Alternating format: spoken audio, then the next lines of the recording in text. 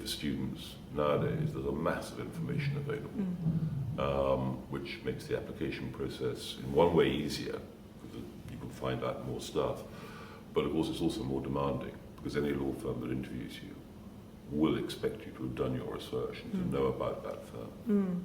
Are there any sort of key things that I guess students at this level can be thinking about doing in terms of making themselves more attractive once it gets to that sort of application interview stage? Yes, it's well known that the process of application is a very demanding one. It takes a number of hours to complete that process. I mean, the first thing you have to do is to make sure that your application form has no mistakes in it. It is extraordinary, for example, how many people who applied to my firm, Macfarlanes, which is spelled Macfarlanes, spell it incorrectly. They put a capital F in, or it's MC, and you just look at that and you think, well, it's trivial, but maybe they don't care that much. So make sure your application form is perfect. Read it, reread it, have it read by a chum. Avoid cliches. Be yourself, but realise that when you're being interviewed, you have to make an impression. Don't try and be something that you're not, because the people who are interviewing you are hugely experienced, will find you out in 5 seconds. But you are selling yourself, and you have to be prepared not to be too shy. And for those students who apply for your training contract, do you have anything? What are you looking for in their applications? What do you want to see when they come to interview? Have you got any sort of top tips for how they can impress you at that stage? Really, these days, a strong academic record is a given. We're looking for students to demonstrate that they're passionate about commercial law, that they really understand who Baker and McKenzie are and how they might fit into our organisation. In addition to that, we're looking for students who are well-rounded, who've taken on responsibility outside of their studies, whether that's through extracurricular involvement, whether it's through part-time work, volunteering or pro bono. And we're also looking for students who can demonstrate that they have been proactive in researching the career, that they have some commercial awareness, and that they understand the challenges and the dynamics of a city law firm. Great. Well, hopefully a day like today as well will help them kind of understand that a bit more. Yeah. Absolutely. Yeah. I think it's really a set of rules, actually. If you actually understand how the process works and engage with it fully as early as possible, and really importantly, prepare research and keep turning over your research on a weekly, if not daily basis, that's the key to success. It's much like preparing for an athletic event. You can't do all your training immediately beforehand. You've actually got to keep turning things over day in, day out. So we looked at things like applications and what you need to be saying about organisations that you're trying to get yourself into, and what you need to be saying about yourself is really crucial. One of the biggest problems that candidates have is actually failing to do the analysis of their achievements and activities and what they've done in the past, and turning that into the kind of attributes and skills and competencies that the law firms are actually looking for.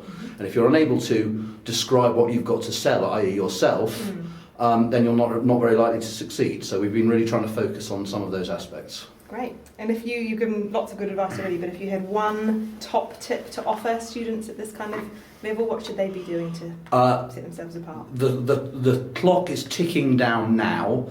Make a plan to look at your timescale from now till when your next application is, when the next watershed in the recruitment process is, and plan out your time. Just like you're planning towards the exams in your academic work. Work out what's to be done, schedule it and do it, but start now. Yeah, I think you need quite an open mind. I think you need to be quite driven and use the experiences which you've got through maybe university or work experience to try and decide what aspects of law you want to perhaps pursue, and try and focus on that. And when it comes to the application process, my advice would be, rather than churning out hundreds of applications, is to really focus on a particular firm or a particular area and get the applications right. Did you keep your own applications fairly focused and narrow towards a sort of few city firms that you'd identified? I did. I think I only ended up sending around 6 applications in total, but I did my research on the firms and the areas that I wanted to go into. So That's cool. It worked out. And what do you think is the best part of being a lawyer in the city? I don't know whether it's just dependent on SJ Berwin in particular, but I really get on with people who I work with, and it makes it fun. So if you've got a big deal on, and you might have to be working lots of hours, but if you've got your friends working with you, and you can go out afterwards and have a drink and enjoy it, then that's kind of why I still enjoy law as well. So the collegiate atmosphere is quite a big part of it. Well, thanks so much for your time. Okay. Cheers for talking to us. Thank you. At the stage when you were doing a bit of research, what sort of things did you use to learn about firms?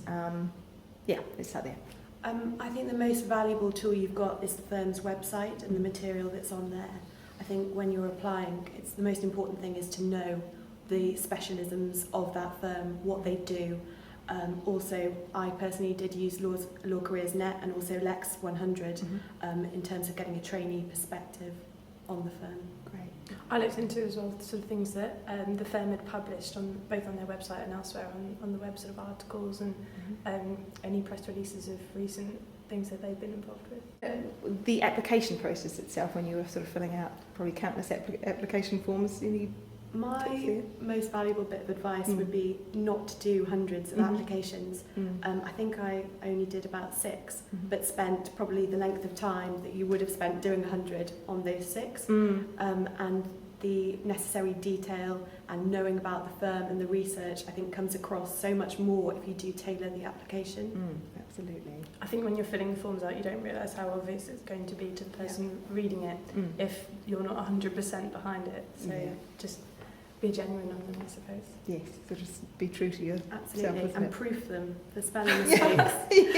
Get someone else to proof them as exactly. well. Yeah, It's a good idea. I think people often forget that the structure of their CV can be very important, and it will show that they have a kind of a logical mind or a logical approach to their application for the vacancy that they're applying to. So structure is important. Does it read well? Does it kind of make sense in the order that it's in? Other couple of points are that often people will not put what they deem irrelevant work experience on their CVs, so often fail to include things like part-time jobs in retail or in hospitality, because they think it's something like, as me as a recruiter does not want to see. But the reality is that those jobs can often develop the real, soft skills that are transferable to a career in law. Finally, I think the other point is that they often do not go into a little bit of detail about their extracurricular activities and positions of responsibility, and specifically what their impact was on that role. They'll often talk about the detail of being treasurer of the Law Society and talk about the processes they went through, but they won't necessarily talk about the less obvious stuff like what they actually brought to that role themselves. Do you think there are any specific characteristics that an applicant will need to get into a city career? I think there's a whole suite of qualities and skill sets that any law firm is looking for. We are going to look quite closely at academics, and it's ultimately about academic consistency more than anything. We want people to achieve well, but it's not that you necessarily have to have achieved a first in every degree result and perfect A stars in your A levels or equivalent. However, the written style is also important again. Accuracy, persuasiveness and conciseness are important, because that's the skills that the lawyers are having to do to communicate with their clients on a regular basis. And I think everything else, it's kind of a real, almost like a mixture, and that some candidates are going to have more work experience, some may have more extracurricular activities, but we need to see everything. But what that balance is varies from candidate to candidate, and it doesn't necessarily mean that one will be stronger than the other. Okay, Emma, your firm, Ashurst, has a covering letter as part of the application process. Now, that's obviously an opportunity for students to sell themselves to the firms that they're applying for. What are the most important elements of a covering letter? You're right, it is an opportunity to sell yourself. We have that open letter style because one of the things we're testing is candidates' written ability and whether they can structure a letter that is fluent and compelling. But one of the most important things you can do is evidence what you're talking about. So when you're structuring your letter, and of course you want to address the recruitment criteria. So, you know, have you got team working skills, communication skills? Are you interested in business and have commercial insight? But evidence them. Do you remember at school when people used to say to you, show me, don't tell me? Yeah. Don't just tell me that you're interested in business in general. Tell me what you've been doing with your time, what you're interested in, what you've been reading, what you've been attending, so that I can really see that statement has some depth to it. And so you've been giving advice on CVs and applications. Yes, and how has that been going? Have you been getting any common questions coming up, or? I think it's really, people don't really know what to highlight. I think there's a focus at undergraduate level on highlighting skills on a CV. And really, I think law firms want to see achievements, and they want to have tangible results. You know, how well did you do in this? If you've done mooting, to what level? Debating, sports, did you do it to county level? And also not to ignore stuff you've done at when you're 15, 16 and at sixth form. It is important to show that you've made an effort consistently, you know, from about 15 onwards, including university, and just really helping people with structure, and perhaps they're stuck on how to approach application forms, which can be pretty tricky.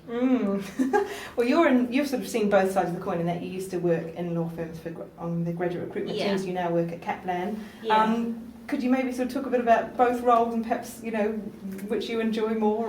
Or I really enjoyed graduate recruitment. I did it for 9 years, and you do anything. Well, you shouldn't do anything for 9 years unless you really enjoy it. But I think you've got to realise when you have a shelf life, and when you're getting a bit, you know, bored, really, essentially. And I increasingly was seeing people at law fairs and other events who needed a bit more help, and you just see, if only they had a push in the right direction, that they could achieve, because they've got the potential. And I think the great thing about being at Kaplan Law School is having really motivated students who really want to do well, and they just need a little bit of guidance. And I have to say, the best job satisfaction is when somebody does get a training contract. It is brilliant. A good feeling for everybody. No, it really is. It's wonderful, actually. It's lovely. I've cried a couple of times. Oh, that's nice. It's a total sap, really. No, that's lovely. But no, it's good. Brilliant. And you've obviously been given lots of advice already, but if you had one top tip to offer for people if they want to kind of stand out at the application stage, what can they be doing? It's the most, well, I have to give two. Go on, you're allowed. And then the most basic, and people I think always want to run before they can walk. One is really no spelling and grammatical mistakes. It's the most common thing. It's the most common reason why people are rejected. And people say, oh, what else? And you think, well, you've got to get that right. And the second thing is your application form should really be full of enthusiasm for a career and for that firm. And those are the two things you've got to get right. You've got to make it word perfect, but you've also got to display a real desire to join that firm in particular and make it specific to that firm. And if you don't do that, people say, well, they don't really want to come here next, because they can do that because they've got 1,500 applicants to choose between. And that's really what you've got to do. I'm Amy Elderfield. I'm Business Manager at Apply for Law. Apply for Law is an online application system used by 70 law firms. So, of course, on my job, I design application forms, but I also see a lot of application forms and deal with a lot of candidate queries. I think, naturally, people have a lot of questions about the application process, because the application timescale so long, isn't it? So people can start applying in November. There's lots of different sorts of positions they can apply for, and then there's an all-important couple of deadlines that they need to meet. So, you know, the application process is quite tricky as well and challenging, and people want to know what firms expect. So, you know, most of the conversation in the discussion was around that. But also, I think the key message has to have been about research, picking the right firm to apply to in the first place. So, rather than just dashing off thousands of fairly poorly targeted forms, and the conversation was suggesting that really 5 to 10 really, really great application forms is the way to go. So I think that was the key message. Absolutely. And you must see many thousands of applications. Yes, yeah. Would you have a single top tip to offer of what not to do in your application?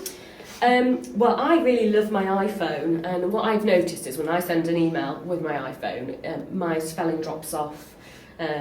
It tends to be the case that I write like I'm 10 years younger than I am, or Pat's a rapper.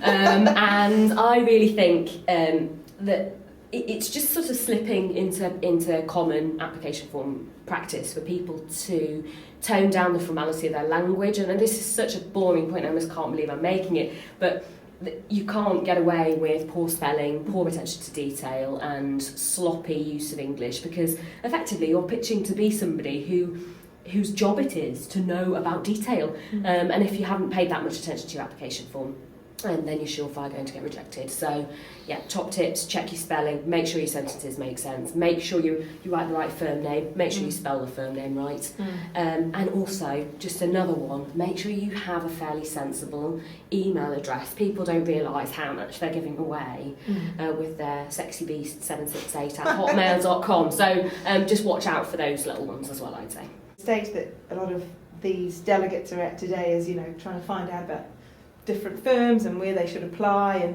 did you go through that process yourself? How did you start to sort of do some research and differentiate between firms? In a very similar fashion, actually. So I found it quite difficult trying to get a real sense of what these firms were like from the recruitment literature. But open days at various firms were of key insight into finding out what the people who worked there were like and what the environments they worked within were like as well. I was lucky enough to do some vacation schemes, and I really would advocate that if at all possible, prospective applicants should do these vacation schemes. It's 2, can be 1, 2, 3 weeks in a firm. You've got daily exposure to lawyers, to recruiters, to the environment and the culture of a certain firm, and I think it's the only true way to be able to gauge what an environment is really like. Yeah, and having done that in the sort of VAC scheme scenario, how is it now that you're actually in the firm working day to day? Is there a difference between the two, or does it kind of match up to your expectations of what it was going to be like? I would say to any vacation scheme student or potential vacation scheme student, I would advise them to look at what the lawyers are doing and not what they're doing. Okay. I think you can get a very flawed sense of what it's like to work in a law firm when you're on a vacation scheme, when you're going out and you're doing all these fun activities and the work you're doing in the office isn't particularly challenging and isn't that important. Your life isn't that stressful. I think it's very important to see what's going on around you and think, well, can I do that? Is that right for me? Yeah, great. And finally, do you have a top tip for people at this sort of level when they're making applications or perhaps at interviews, anything they can be doing to really stand out in a good way? Yes, I think it's important to assume a professional manner in anything and everything you do from now on going forward. So whether that is in the way you dress at events like this, or just in general, whether that is being just concerned about sort of the things you say, especially when you're with people who you might not know particularly well. I think those are all things that you can work on now and actually become very important when you do step into a professional environment. Great. Thank you very much for taking your time to talk to us. Thank you. Thanks. Would you like to tell us a little bit about Baker & McKenzie's summer vacation scheme? I know a lot of the students will be, keen to apply for it. Does it have any sort of particularly interesting elements to it that they would enjoy if they did it? We run 2 schemes. We run a London summer vacation scheme, which allows students to spend 3 weeks in our London office, and that's split between 2 practice areas. We also run an international vacation scheme that allows students to spend between 6 and 12 weeks at the firm over the summer. That time is split equally between Baker & McKenzie's London office and one of our overseas offices. So that's a truly wonderful opportunity. In recent years, we've sent students to some of our offices in the US, in Australia, to locations like Hong Kong and Singapore. And the feedback we have received from students is that not only is it a fantastic chance at a very early stage to get exposure to another culture, but also it's a really unique opportunity to find out how a global firm like Baker & McKenzie operates across borders. There must be something there's something quite unique about it being such a long scheme as well. Do students sort of get something additional from that? I think by spending a longer period of time with the firm, students have the opportunity to build up relationships with our staff, to really get a deeper insight into our culture and what we might be like to work for as a trainee and beyond. What do you think are the real advantages of working in a large international firm? I think there are many. I think first of all, you will have a huge opportunity to work in a number of different departments and perhaps a number of different offices, not just during your training contract but for the rest of your career. I think also for the very long term of your career it gives you greater options. So for example, lots of our lawyers go on to move in-house to our clients, and those connections are made during their time at the firm. At interview, people often tell us about the downside of working in an international firm and why they didn't want to do it, because perhaps they're frightened of working in a big firm because they're worried they'll be one of a number of people rather than seen as an individual. But that doesn't happen. Apart from the fact that we all treat each other with respect, you will be part of a small intake, you'll be part of a team within a department, you will make your friendship groups, you'll have graduate recruitment teams on hand, you will have your supervisor to hand. So you're never just a number, you're also a person.